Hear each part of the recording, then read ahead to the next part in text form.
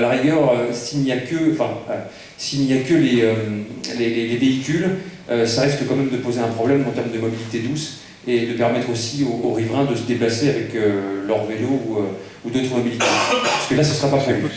Et avec l'anticipation également de ce secteur en forme des JB qui est saturé, donc il faudrait le mettre en correspondance également, et j'en termine par là, avec les études complémentaires qui doivent être faites sur le quartier des Bécanes, qui ne sont pas jointes, je crois, avec ce dossier, puisque, on l'a dit tout à l'heure, c'est des milliers de mètres carrés supplémentaires, 1000 logements, avec une zone commerciale Paris-Ouest qui est de l'autre côté. Du coup, on va avoir un flux de véhicules dans l'autre sens qui va remonter pour aller vers Maurepas. Donc il faut aussi qu'on l'intègre. Voilà. Merci. Merci. Une première série de réponses, de précisions. Je vais commencer à vous donner des éléments sur le bruit. Alors effectivement, on est dans un secteur très bruyant. En 2018, on a fait quelques relevés et on a des niveaux qui sont très importants. Alors, deux choses. Tout d'abord, sur le bruit sur la RN10. Le projet prévoit un dénivellement de la RN10. Donc la RN10 sera encaissée de l'ordre de... Sous le passage du pont, on aura 4,75 m. Donc en gros, la RN10 sera abaissée dans la terre de l'ordre de 5 à 6 mètres. De cette manière-là, le bruit que l'on percevra le long des voies en surface, je vais dire, sera abaissé. Aujourd'hui, les études que l'on a nous donnent un abaissement de l'ordre de 6 décibels, ce qui est déjà conséquent. Ce qui est énorme dans des projets, quand on fait des protections phoniques, on n'arrive pas forcément toujours à atteindre ce niveau-là. Donc sur la RN10, le long de la RN10, le projet permet de réduire le bruit. Le long des RD 13 et 213, on l'a vu, le projet amène un réaménagement, enfin une redistribution du trafic à l'échelle du quartier et une augmentation du trafic sur ces voies. Ce qui est, c'est un peu l'effet recherché de faire une liaison. L'obligation du maître d'ouvrage, qui est une obligation réglementaire, pour des modifications significatives de ce type-là, c'est qu'à partir du moment où la hausse du niveau de bruit est supérieure à 2 décibels, le maître d'ouvrage doit mettre en œuvre des mesures de protection. Aujourd'hui, les études ne sont pas assez avancées pour savoir quel sera le niveau de hausse du bruit.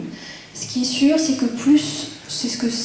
Gérard vous disait tout à l'heure, une hausse perceptible à l'oreille, c'est une hausse de plus 3 décibels, et là l'obligation réglementaire est à partir de 2 décibels. Donc, a priori, on pense qu'il y aura une hausse, mais cette hausse sera traitée, et donc des solutions techniques seront mises en œuvre. Alors, que ce soit des protections à la source, donc ce qu'on appelle les protections à la source, c'est les murs acoustiques, des écrans anti-bruit, ou des protections de façade qui permettent d'isoler directement les logements concernés. Sur le bruit, j'espère avoir répondu. Peut-être... Oui, alors concernant la passerelle piétonne, effectivement, la passerelle piétonne, pendant les travaux, on va être obligé, on y avait réfléchi à essayer de conserver la passerelle piétonne, y compris pendant les travaux, mais ça c'est pas possible parce qu'on va abaisser le niveau de la RN10, on va la désaxer, et donc là on va vraiment taper dans les piles de la passerelle, dans les piles actuelles de la passerelle. Du coup on est obligé de la démolir. Donc, alors après, plusieurs solutions en phase travaux sont possibles. Soit on passe par le pont Choulard, ça fait un détour de... Pardon ? Ah non, parce qu'après les travaux, il y aura la voie verte sur le nouveau pont qu'on va créer. C'est 130 mètres. Parce qu'on va laisser répondre, puis si vous reposerez des questions, si vous voulez, parce qu'on ne sera pas au compte rendu sinon. C'est vous qui l'avez posé. Préciser peut-être par rapport à la question sur le bruit. Donc là en fait la passerelle piétonne actuelle en fait elle est à vol d'oiseau à 130 mètres du futur pont Choulard, du futur pont Malmedonne qui va relier la RD 13 et la RD 213. et donc avec une voie donc large de 4 mètres. Voilà, donc en phase finale, c'est ce qu'on a prévu effectivement, c'est cette voie verte de 4 mètres pour piétons et cycles.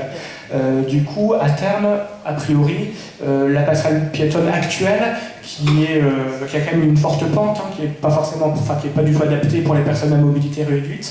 Pour les vélos, c'est pas très pratique non plus. Donc là, la future voie verte, pour les vélos, pour les personnes à mobilité réduite, il n'y a pas de souci parce que ce sera du plan en fait. On sera sur du plan.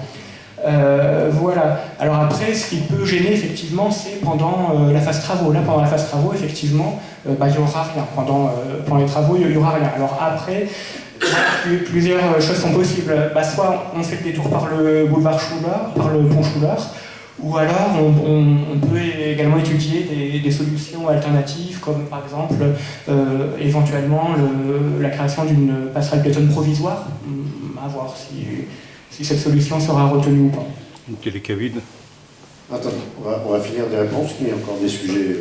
Oui, il y avait alors également les mobilités, les pistes cyclables, les piétons. Alors, au niveau de la RD 213, monsieur le maire, Vous demandez des télécabines. Des télécabines. Et, oui, parce qu'actuellement, effectivement, ce qui existe, c'est, alors ici, il n'y a rien, c'est que de l'herbe, c'est enherbé de ce côté-là. Et de ce côté-là, il y a effectivement une largeur une piste bitumée. Et effectivement, alors après, nous, pour le projet Malmedon, la voie verte, elle va arriver là, donc 3,4 mètres de large. Après, rien n'empêche effectivement, au contraire, de repiquer quelque chose ici. Mais après, ça, c'est peut-être plus forcément le projet de Malmedon. C'est peut-être un projet mobilité douce, alors après, peut-être de 50 ans après à discuter avec les partenaires, mais en tout cas, il y aura la possibilité de se repiquer sur la voie verte ici, mais après, c'est peut-être un autre projet, c'est pas forcément le projet Malmedon.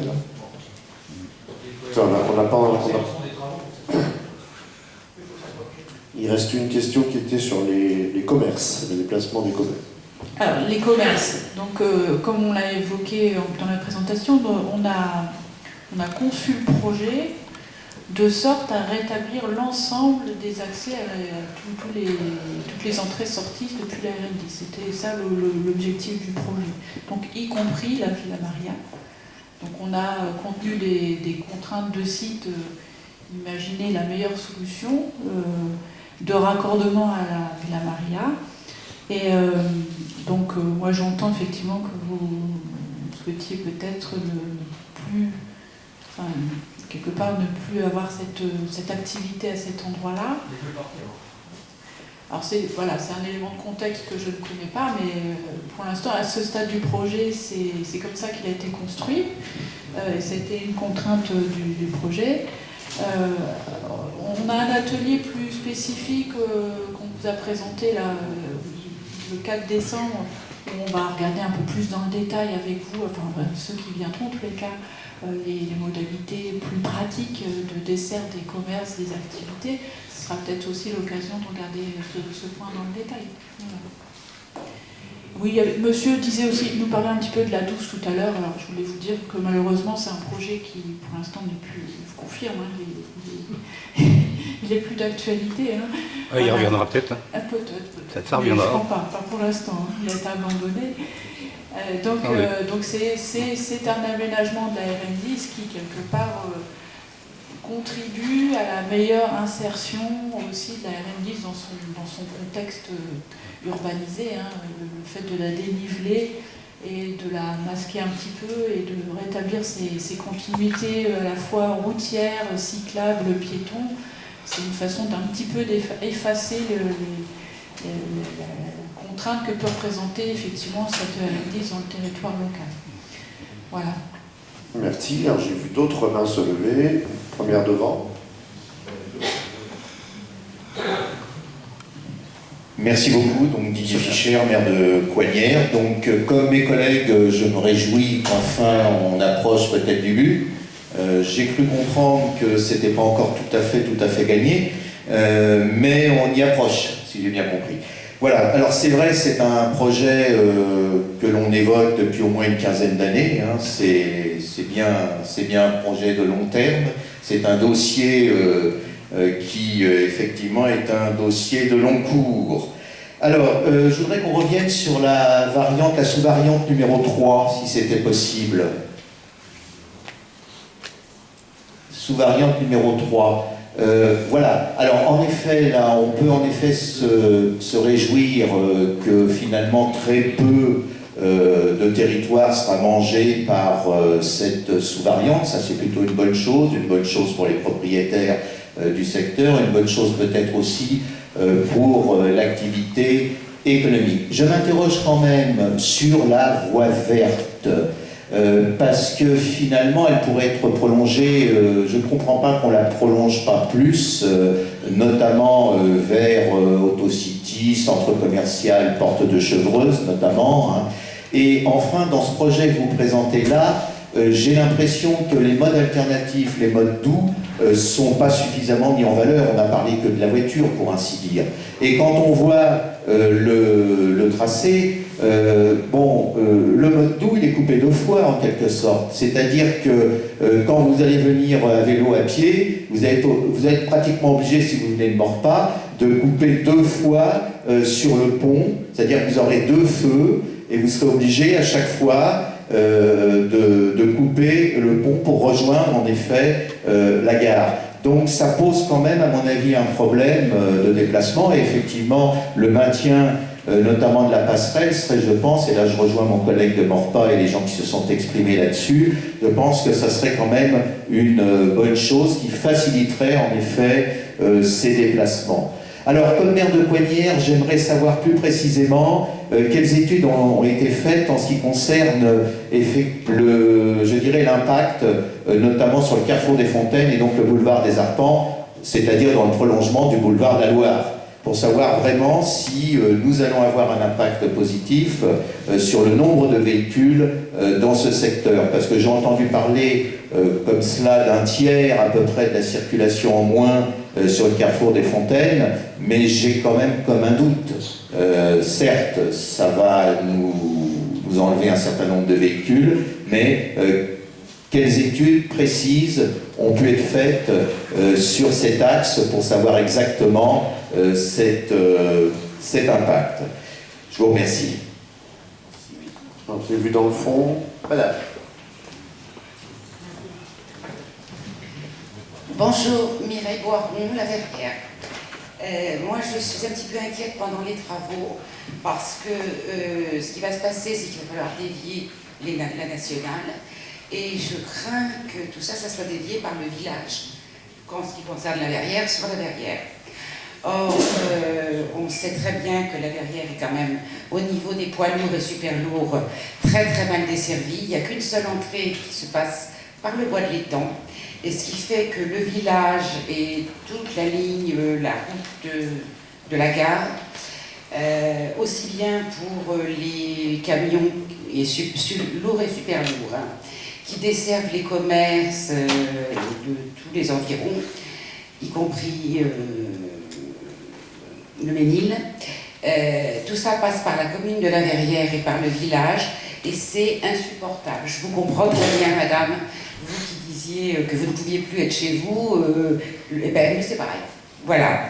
Donc, donc, je voulais bien m'assurer que la voie de la Nationale 10 sera bien suffisamment en profondeur pour laisser passer les camions, lourds et super lourds. Merci. Vous prenez des ballons vieux. Monsieur les gars. L'Enfant.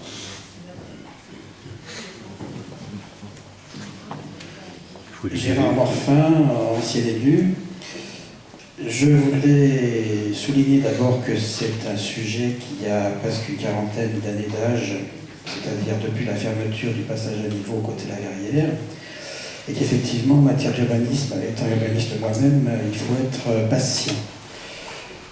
Dans votre présentation, vous avez exprimé 3 hypothèses pour vous diriger vers celle qui semble la meilleure, mais de mon point de vue, il en manque une, car si les 2 premières concernent un croisement à niveau, dans le cadre du passage d'une voie sur l'autre, il y avait aussi l'éventualité du prolongement du RD13 de la Verrière sur Maurepas. Il aurait peut-être été intéressant de montrer si c'était faisable, s'il y avait des avantages ou s'il y avait des inconvénients. pour ensuite certainement se fixer sur la dernière des hypothèses. Après, les passages en rond-point avec ou sans feu, on sait ce que c'est quand on rentre sur Trappes, en Yvelines, avec le rond-point dit de l'hippopotamus ou le rond-point dit du pavillon bleu. Voilà. Merci. Est-ce que vous pouvez préciser votre solution, là, parce qu'apparemment ça n'a pas été compris. La solution que vous préconisiez Ce n'était pas ma solution, c'était une solution qui avait été envisagée effectivement il y a une trentaine d'années, qui consistait à prolonger le RD 13 côté La Verrière sur ce qu'on appelle aujourd'hui le RD 213 côté Maurepas, en voie enterrée.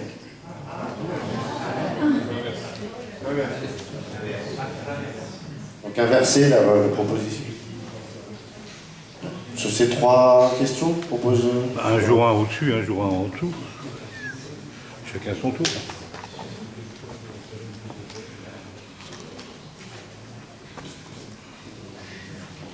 Alors, on va répondre un petit peu peut-être dans le débat, mais c'est pas grave. L'essentiel, c'est de répondre à tout. Je vais peut-être répondre à madame qui vous questionnait sur le phasage des travaux, la façon dont ça allait se passer pendant les travaux. C'est vrai que c'est une préoccupation importante. Alors, malheureusement, je ne vais pas vous répondre encore dans le détail, parce qu'on en est à une phase très très amont des études et on est à se dire quel projet on fait, comment on le fait, donc c'est un peu trop tôt pour vous donner les éléments plus détaillés. Ce que je peux vous dire, c'est que quand on fait un projet routier, notamment dans un environnement aussi contraint et urbanisé, c'est une préoccupation évidente. Donc on travaille très en amont, dès les études, le démarrage des études un peu plus détaillées, pour justement réfléchir au mode de construction des ouvrages et à la façon, le phasage des travaux, de sorte à chaque fois minimiser à la fois la gêne pour les usagers, la gêne pour les riverains, et de sorte à assurer le meilleur écoulement du trafic, et notamment sur la route sur laquelle on fait les travaux. Donc la priorité est de maintenir les circulations sur les routes sur lesquelles on intervient. Après, il faut quand même trouver la façon de faire, parce que, on le disait, c'est quand même une trémie, c'est pas un petit ouvrage, hein, c'est quand même un chantier important, c'est quand même il y a beaucoup de machines, il y a beaucoup d'espace un petit peu pour que les machines travaillent. Et donc il faut être créatif, imaginatif, et trouver les solutions de sorte à la fois permettre les travaux, mais en même temps de permettre l'écoulement du trafic. Et effectivement, sur la RN10, c'est un vrai challenge parce que le trafic est chargé. Donc j'entends votre préoccupation de ne pas renvoyer le trafic sur le réseau local. C'est ce qu'on essaye d'éviter. En tous les cas, quand on fait ces études de phasage de chantier, on fait aussi des études de trafic. On étudie toujours l'itinéraire par lequel on fait transiter, renvoyer les usagers. On fait toujours des études de trafic pour justement évaluer l'impact sur les conditions de circulation. Et quand on dit conditions de circulation, indirectement, c'est aussi les impacts sur le bruit, l'air et tout ce qui va avec. Voilà.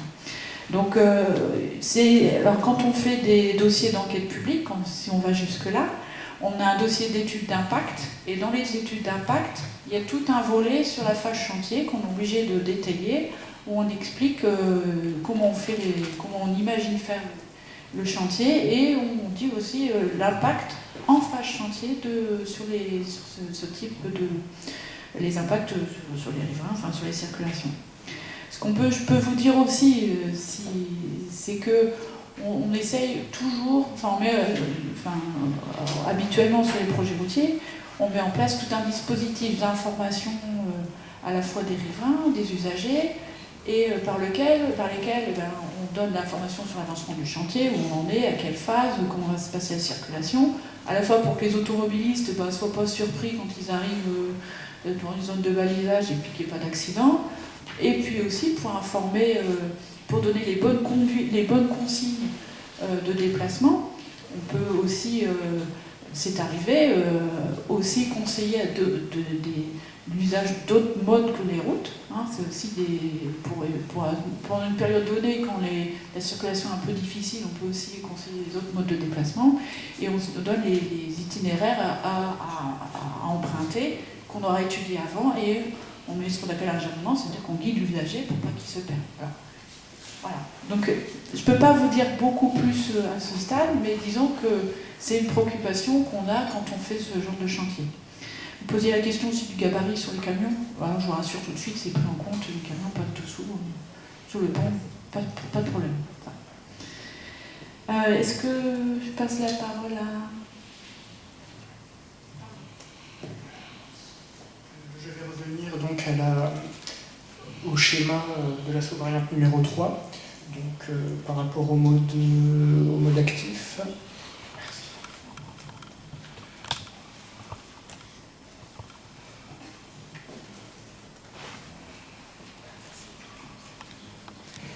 Donc effectivement, concernant la voie verte et donc les modes doux, donc les piétons cyclistes, donc effectivement, on s'était posé la question pendant les études, et là, la problématique, c'est qu'on a une bretelle d'accélération vers la RN10, et donc là, si jamais on avait mis une voie verte de ce côté-là, il aurait fallu que les piétons cyclistes traversent donc une première fois ce carrefour-là, et puis traversent à nouveau une bretelle d'accélération. Donc c'est vrai qu'au cours des études, ça nous a semblé trop dangereux de mettre la voie verte de ce côté-ci.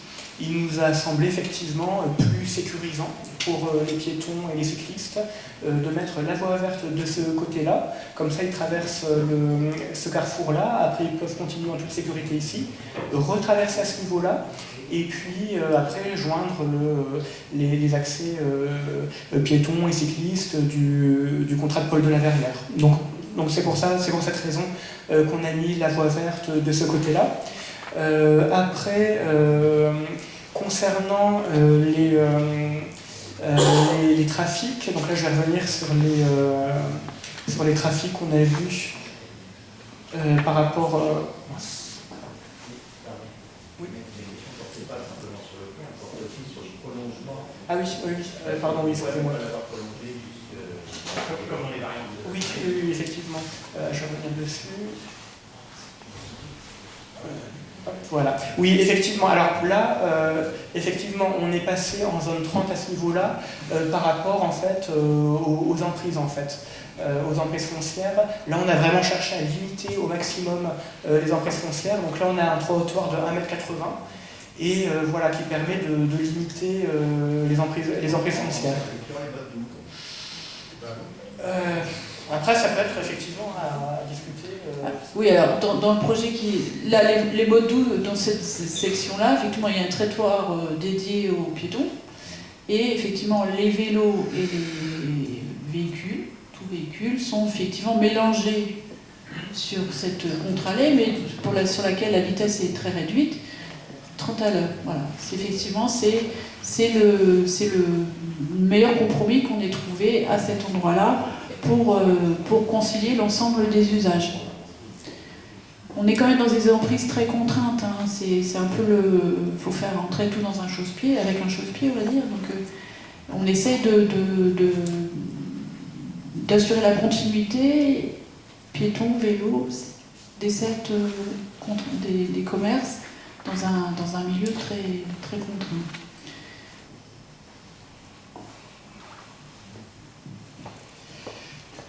Donc concernant la question sur les trafics, donc je vais revenir sur la carte des trafics.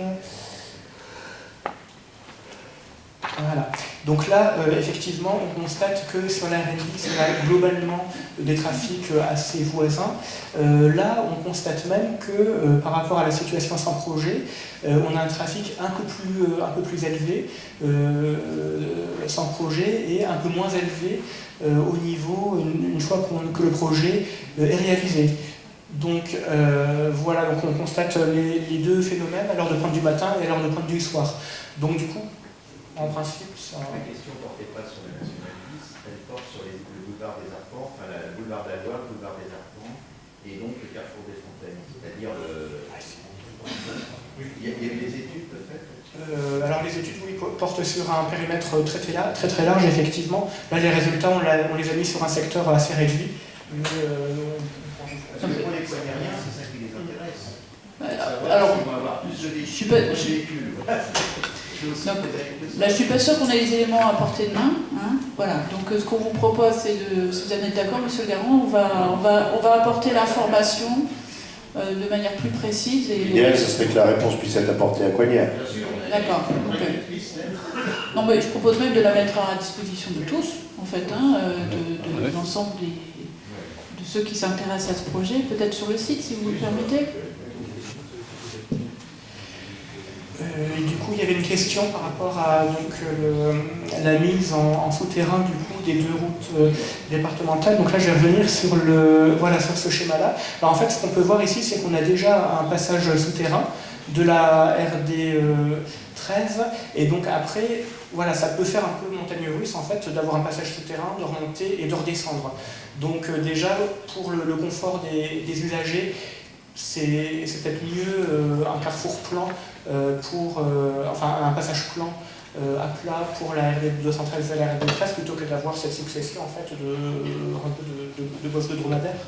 Et d'autre part, il faudrait des emprises assez conséquentes parce qu'il faudrait partir quand même d'assez loin en fait pour pouvoir enterrer la route départementale et donc revoir aussi tout ce carrefour-là.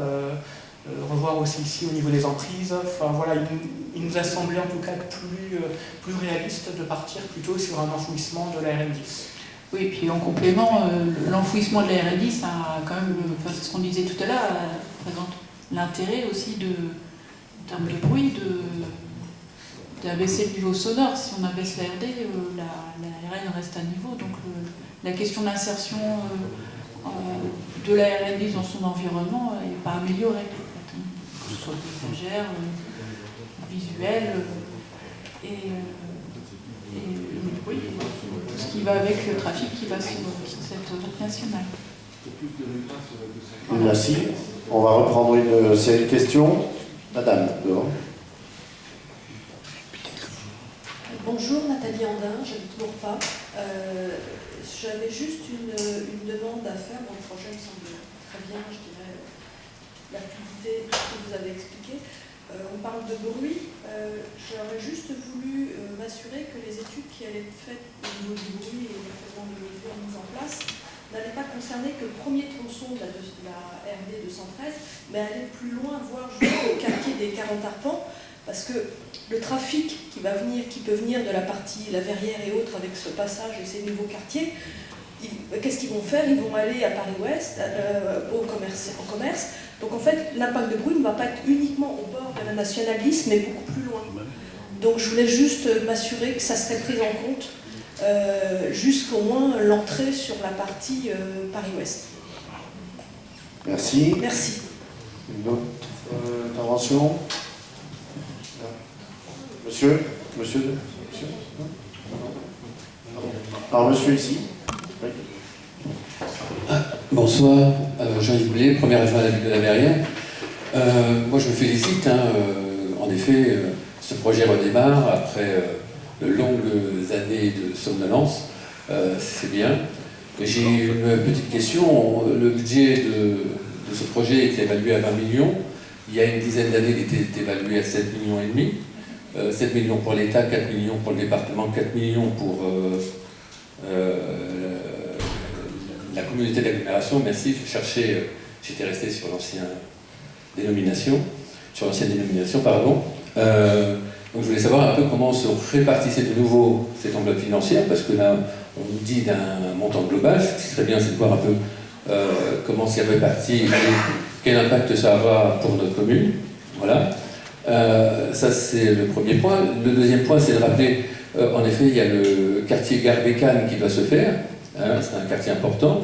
On a cité 1000 logements. Moi, je vous dirais simplement que quand on avait proposé le quartier, ce projet d'éco-quartier qui avait été présenté par Alain Ajage, on était à 1500 logements et pas 1000 logements. Donc, à terme, en vérité, c'est 1500 logements et pas 1000. Que ça va impacter forcément notre ville et la manière dont les habitants vont pouvoir sortir de celle-ci. Donc ça, c'est bien que le carrefour de la Malmenonne s'ouvre. Dans le cadre du PLU, moi j'avais proposé qu'on puisse aussi penser pour les mécanes